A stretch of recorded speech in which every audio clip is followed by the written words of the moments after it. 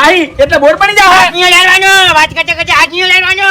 અલ્યા પેલન બોલતે આવડતું નહીં. તમારી જીભ બંધ રાખો કે 2 મિનિટ. તાણી મારો કાર કાબુ નહીં રહેતો.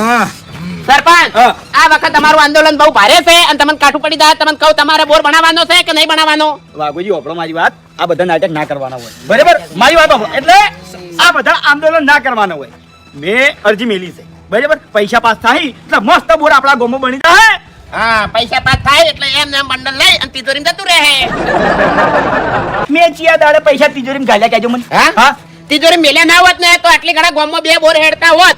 વાઘુજી, આ મારું ઘર એના અહીં હશે. હું સરપંચ નતો, તાણી આના હતું, અને સરપંચ છું, તાણી આના હશે. અને મારી તિજોરી પડી, તમે તાર ફેંકી દો. મોંથી પૈસા હા. નથી તો તમારા. આપણો તિજોરી ના હોય, છોકરો મુંબઈ બેઠો બેઠો કારખાનું ચાલવે છે.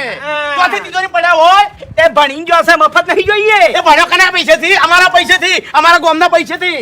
મારા પરસેવાના પૈસે એ એને ભણ્યો છે. સરપંચ, તમારે એકલાનું હાટું નહીં. અત્યારના જેટલા રાજકારણીઓ જેટલા નેતાઓ છે ને એ બધા વૈકણ જલસા કરે છે અને એના છોકરા વિદેશમાં જલસા કરે છે. અલ્યા ભાઈ, હું તો સરપંચ છું ગામનો, કોઈ રાજકારણીઓ નહીં. અરે આપણે હો વાતની એક વાત આપણે શું કરવાનું છે વાકણ હવે?